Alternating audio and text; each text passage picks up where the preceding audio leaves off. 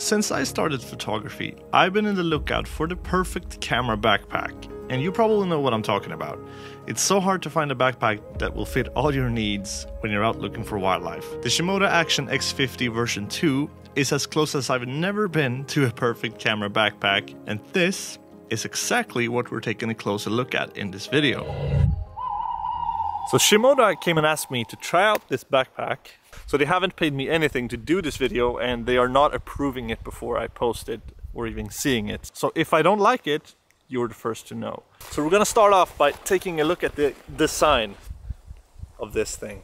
So I think the design of this backpack is very thought out, and it feels like every zipper and pocket is there for a reason. And that is something I like with all these Shimoda backpacks, that they really feel thought out. So I've been using the Explorer V2 for over a year now, for having to, when I get to the office and back and forth with my computer, and sometimes I have it out in nature with some camera stuff, and it's like an everyday bag for me. So the material on the Action X series feels very rugged, and it seems like it can handle a beating, which is very nice, especially if you travel or have it, as I am, outside and you put it in the mud and everywhere. And I believe it's the same material as the Explorer 30 that I mentioned, which I've seen lots of gravel and dirt during the last year, and it haven't really shown any signs of wear really, so I hope it's the same for this one. But they have updated these parts with even more durable material, because these parts are probably pretty exposed, or what do you say?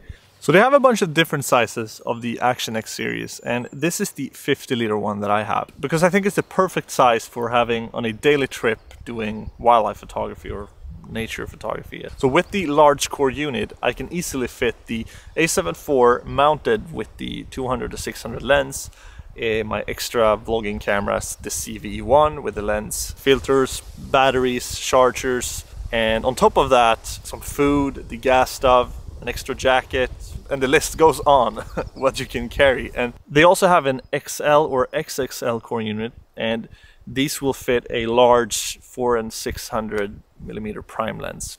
And the XXL will fit a prime lens mounted on a camera, which is insanely big. So that's nice for those of you who have these kind of lenses. So this is my first backpack with a roll top system, and from now on this is the only thing I want in life. So I really love how much you can pack into it, like compared to my previous backpack that isn't as expandable as this. So this is, in my opinion, much better for packing extra gear. And you have this zipper here where you can access the roll top without having to roll the top. So on the shoulder straps you have two pockets, and the right one is big enough to carry a large phone with a case. These pockets are perfect for an extra snack, like a bar or something. So a problem I've seen on many camera backpacks is the lack of a water bottle pocket, or at least a good solution for it. They usually have it, but they often interfere with the tripod mounting system. And I think Shimoda has done some very nice design decisions here. So all photographers don't carry tripods. They don't need this kind of mounting system that all camera packs have. So you can hide these drop pockets inside of a pocket on the side of the backpack. I think it's a really neat feature, but you can also remove these drop pockets and mount them on the waist belt to be able to carry maybe a water bottle closer, or maybe a lens. And that is one of the things that I think make this bag so well thought out. And this backpack comes with two laptop sleeves, which honestly feels and sounds kind of why? But in reality it's pretty nice, because obviously you don't need to carry two laptops, and you probably don't. But these pockets aren't obviously just for laptops. You can have an iPad or maybe filter cases and so on in these ones. It depends on what you're doing, I guess. Sometimes it's more safe to have the laptop closest to your back if you're traveling, for example. And sometimes you want it back of the backpack because you have stuff in the core unit that you need to access fast. So that is one thing I don't really like about the laptop sleeve that is closest to your back. It can be pretty tricky to open it if you have a 16-inch MacBook inside of it. So I guess if you have a 14-inch laptop, it's much easier to open it. So when I will carry a laptop in this, I will probably put it in the laptop sleeve that is in the front, because then it's easier to access the laptop and also easier to access the camera compartment. So another little neat thing is the hidden AirTag pocket that you have in the front of the backpack. which is really nice to see. So when packing a backpack in this size, full of camera gear, the weight increases really fast.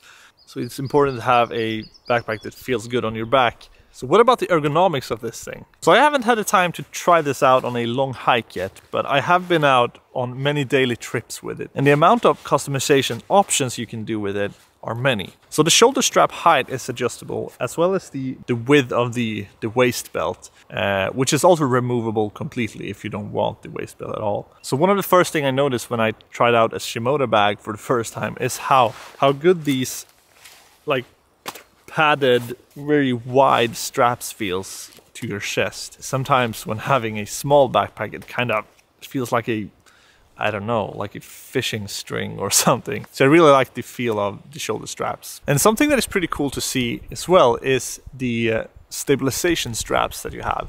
And when you pull these, you get the backpack closer to your back, giving you more stability. And they're attached with these smart magnetic clips, which you just get them close to each other and they will snap in place. Because then you can attach and detach them easily by yourself while you're wearing the backpack. And when they're not in use, you don't have to have them hang around the backpack. You can tuck them in these little pockets you have on the waist belt. And you also have 3 different handles on the back of the backpack to be able to carry the backpack when it's heavy in like awkward locations. So when you're in a tent or pack it out of the car and so on, you don't always have to carry it in this one. I know this video maybe come off to you as an ad or a selling kind of review because I'm very positive, but that is generally what I feel about the backpack. I've been looking for this kind of backpack for such a long time. Now that I have one, I really enjoy it, and I think everything feels very thought out. As I mentioned, I can fit everything I need in it. But if I need to mention something negative, I think it's the price. But as usually, when you pay a large price tag, you often get a premium product. Not in all cases, but I definitely think this is one of those cases where you really get what you pay for. But it's a lot of money, definitely. So who is this camera bag for? Is it any good for wildlife photography? So for me, doing content creation and wildlife photography, I think this bag will fit most situations very well.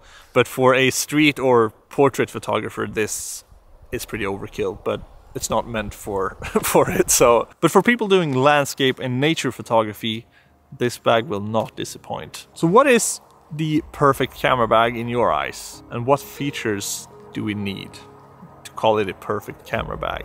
Tell me in the comments. So summer is here.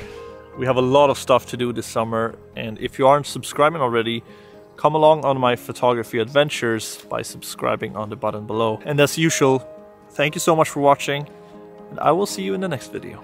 Bye.